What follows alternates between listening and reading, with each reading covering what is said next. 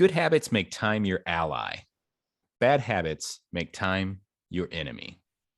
DZ Tribe, Josh Thomas. If you haven't already, check out thedozone.com for productivity tips, accountability, and just a bunch of amazing human beings looking to get more stuff done. Once again, that's thedozone.com.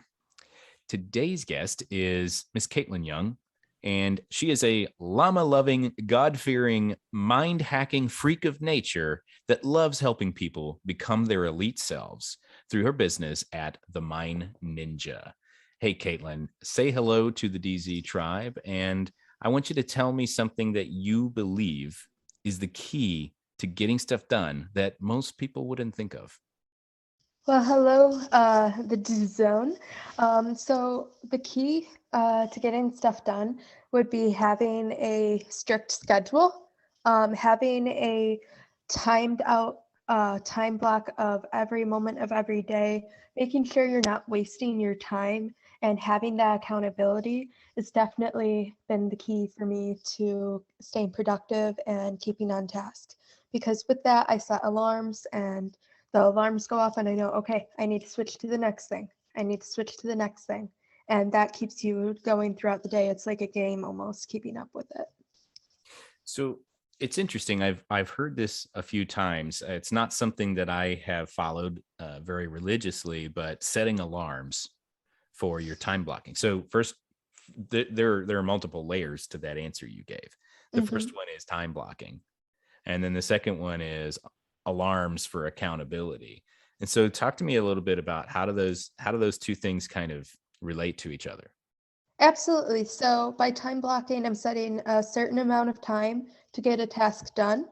And so it's, um, limiting me. Like if I'm on social media doing posts, I'm not scrolling through it and like watching TikToks for an hour. It keeps me on task. And then with the alarms, I know, okay, at the end of the time block, my alarm's going to go off and I need to switch gears and go to something else.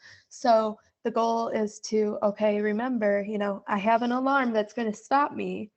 So because of that, I need to move from this time block to the next and be most efficient, but also quality based during that time.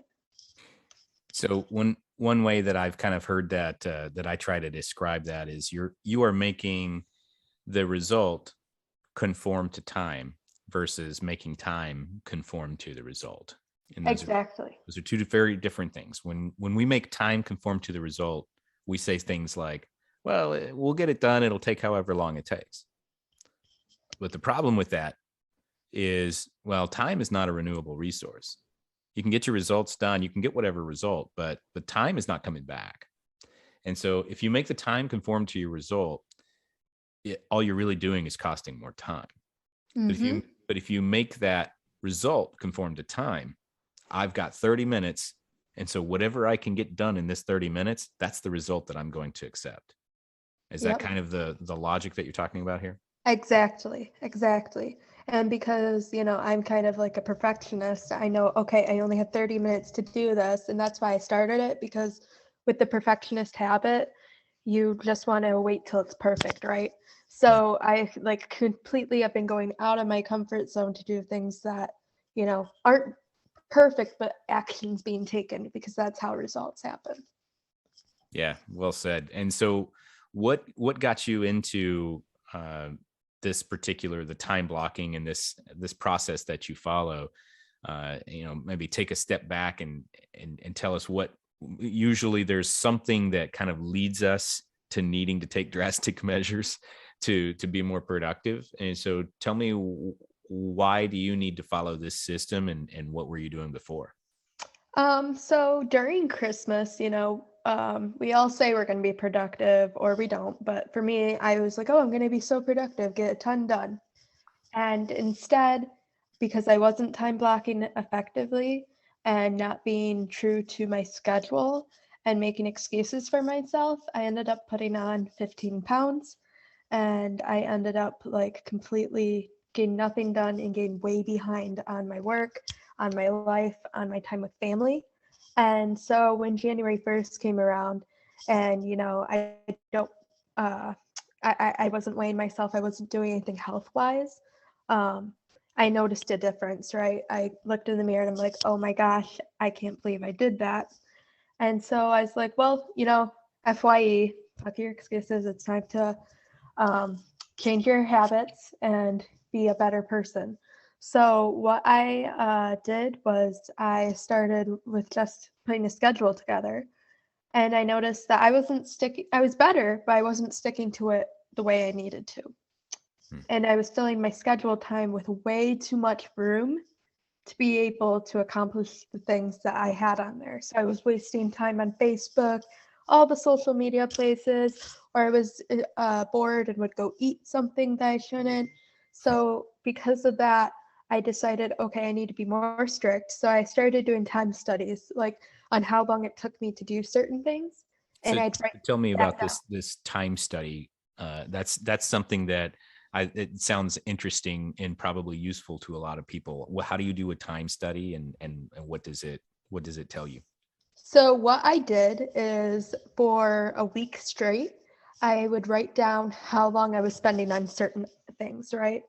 So, okay, it takes me 5 minutes to go to the bathroom. It takes me 15 minutes to eat this. It takes this long to drink a sip of water. Like I got really down to the grit on it Whoa.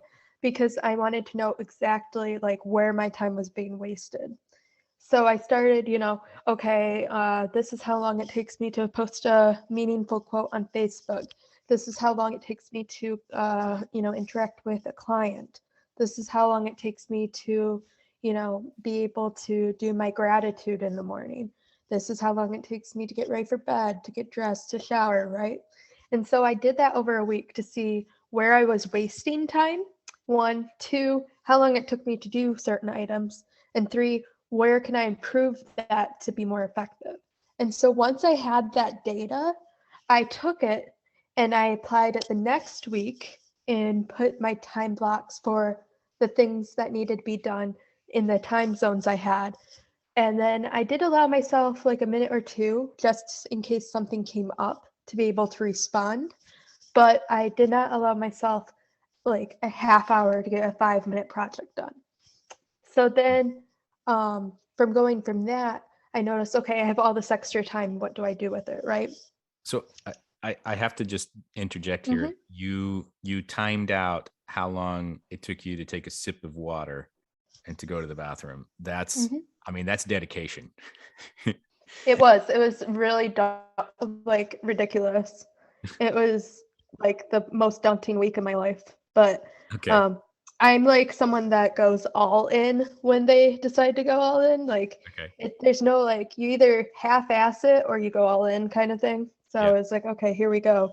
And some people, and I mean, some people don't even half-ass it. They like no ass it. Yeah, yeah. And when I say I half-ass it, I basically do one or two things. It's basically a no Yeah. ass. And Uh, so, okay, so, but I'm sorry to keep harping on this, but it's just a no. fascinating idea to get that level of granularity. And so when you did that for a week and you got all of these answers and you're looking at it and you're like, what was the first impression that you had when you're looking at what you actually spent your time on? Uh, I waste like most of my day. I was really doing like 3 to 4 hours of productive things, and the rest was wasted. So I was like, oh my gosh, I can do so much more. So what I started doing is filling in that time with things that were going to grow me. So like, okay, I'm spending this amount of time reading this book that's going to pertain to this thing that I'm doing right now. I'm going to spend this amount of time, helping my health, right? Adding in the workouts and the nutritional eating.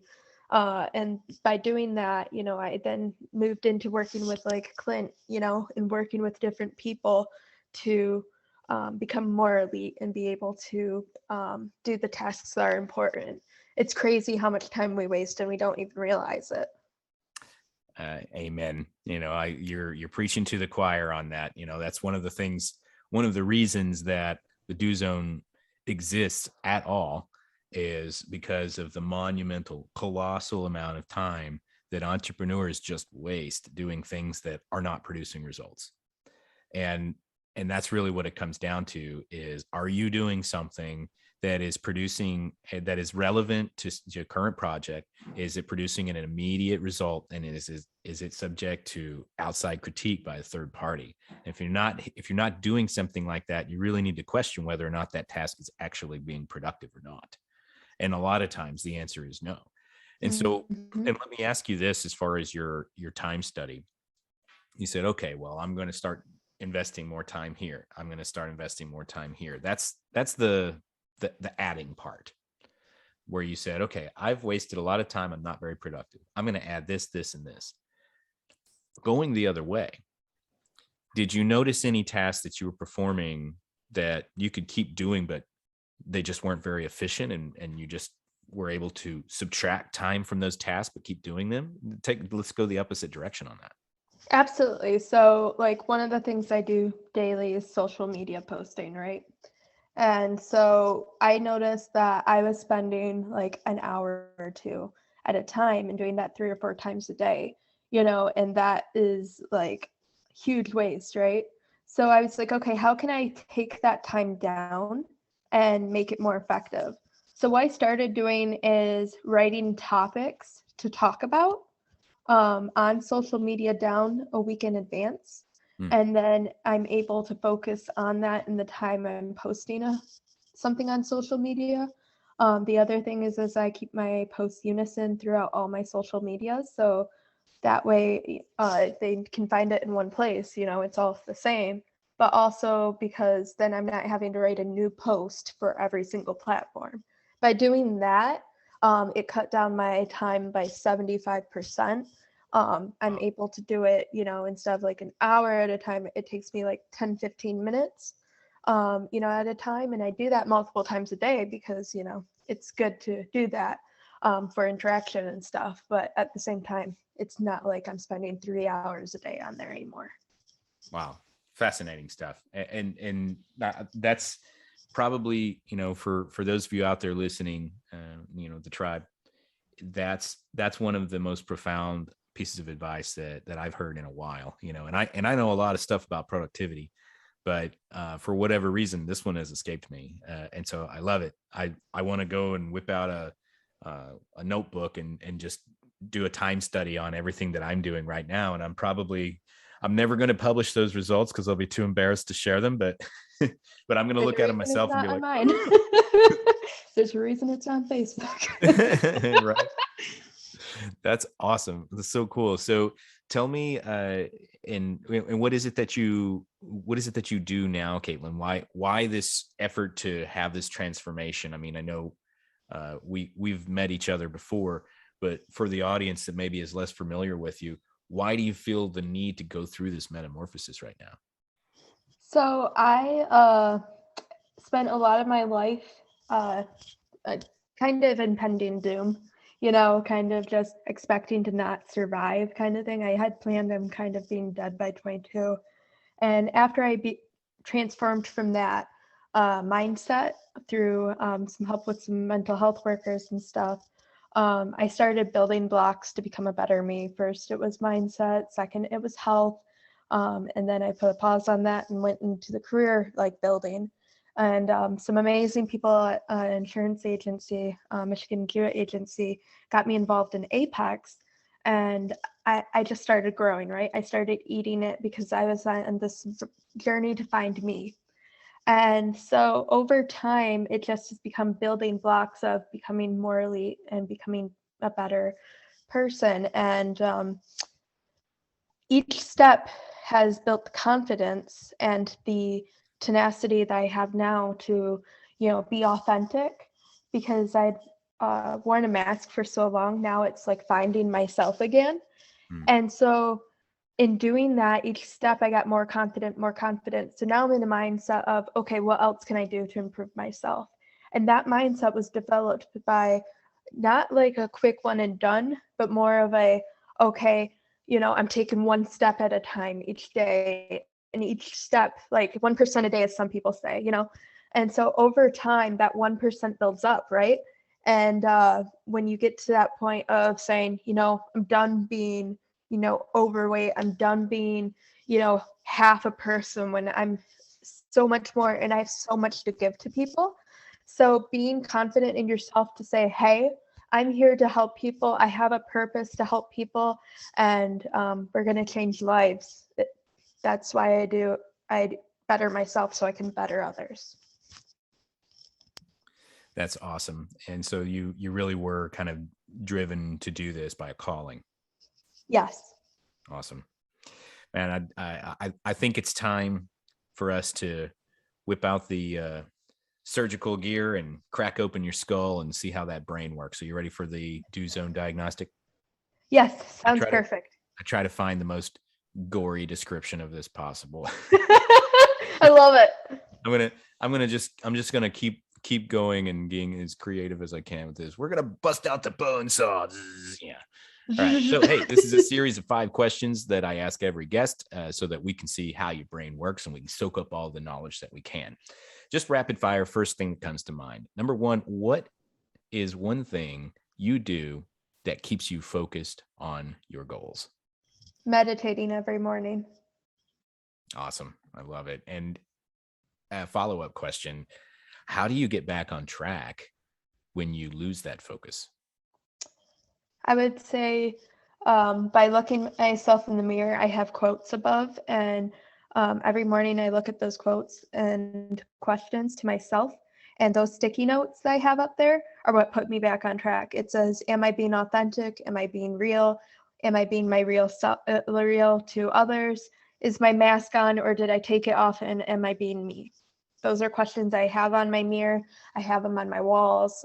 I have my goals posted everywhere. So being surrounded by that kind of stuff makes you always thinking. Got it. So you have some quotes around you that are constantly asking you those questions so that you can get focused again. Yes. And next question, Kaitlyn, who is your support group and how do they keep you accountable? So my support group is a lot of Apex people, as well as my husband, Wiley MacArthur for sure, and then also Elizabeth Cantu and Mariana Keith and Clint Riggin. But my husband is one of the biggest supporter, along with my dogs. Awesome.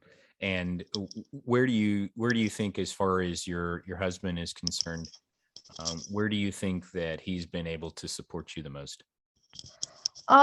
Every time I have decided to be what I call a McFlurry and like quickly decide to change gears and go like the direction that I, is like, oh my gosh, I'm messing up, stuff like that, and I need to go in the right direction, he's there supporting me 100%. Like when I said we're going to move to Texas by the end of 2022, he was like, okay, let's do this. He just supports every single thing I've done, and is just kind of, he asks me the questions I need to be asked to make sure I'm not just like making a decision on the fly, but he also is there to be like, okay, if we can do this, I love you, I support you, he's there for me. Awesome. And a more practical question, where do you draw the line, Kaitlyn, on what to do and what to delegate? So right now, I do a lot of the stuff, but at home, my husband helps me out a lot so that way I can keep moving. I have not been good at delegating, to be honest, but I am working every moment to get better at that. Nice. And then finally, what's the number 1 pro tip you would give to someone looking to get more stuff done in less time? I would say the number 1 pro tip is to look within. We all look out looking at what could be the problem, but look within and look at, okay, what can I do to cut down the time? Look at social media. How much time are you wasting there? Do a time study, basically. Do a time study on yourself, and that is going to help you big time. It helped me, but yeah. Awesome. Yeah, definitely. Time study. That's the word of the day. That's one of my favorite things that I've heard all year. So I appreciate that. And so Kaitlyn, tell me, you're doing all of these time studies. You're making this transformation. What's it all for? What is it that you do? How do you serve people? Yeah, so I work with the Mind Ninja, Wiley and MacArthur, and we help people hack the matrix of their minds through NLP, timeline, and hypnotherapy to better be available in your life to get unstuck, right? We want to help people get out of that slip of depression, anxiety. We want to help people become their best selves and give them the tools to see what they're capable of. So that is what I do right now, and that's going to build into what I call Llama Land, but it's going to be beautiful. Tell me about Llama Land.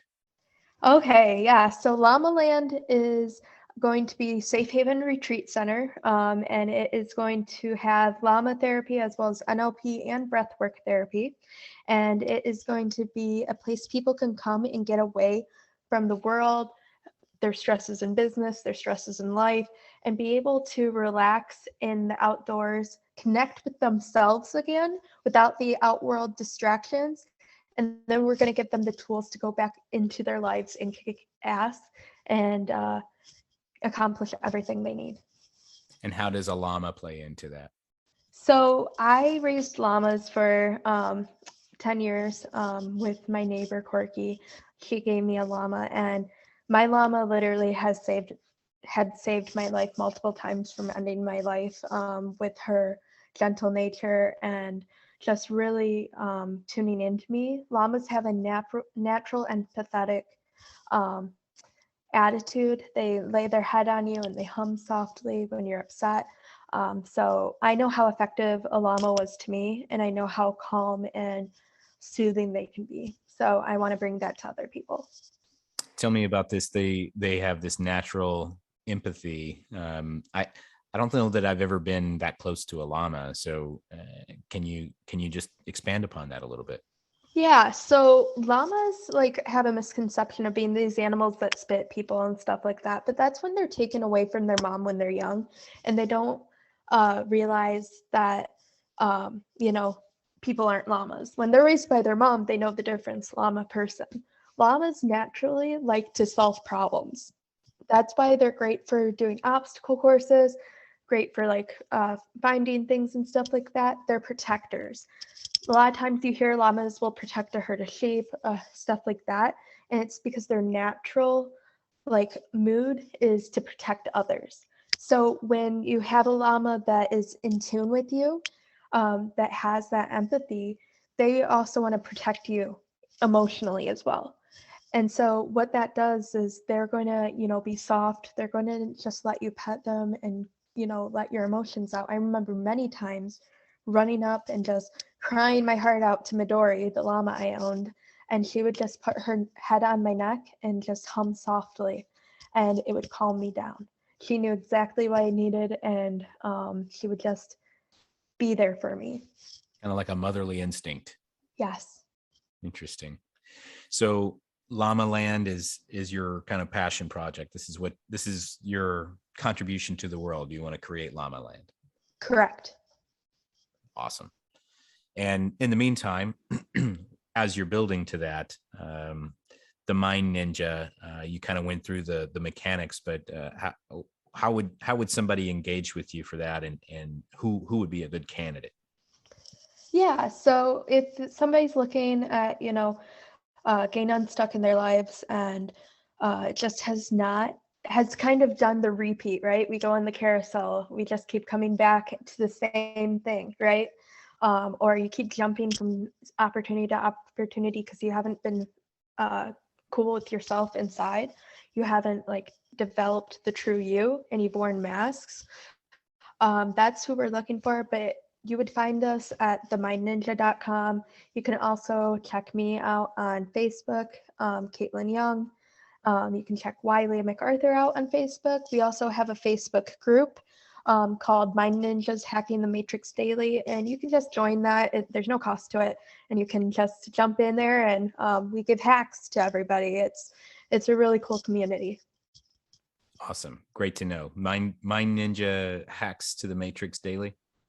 Mind Ninjas Hacking the Matrix Daily. Hacking the Matrix Daily. Okay, cool. Excellent. That is so awesome. So Kaitlyn, really appreciate you jumping on here and sharing what I consider a profound golden nugget in the time studies. Thank you very much for that. Thank you for having me on. I appreciate it, Josh.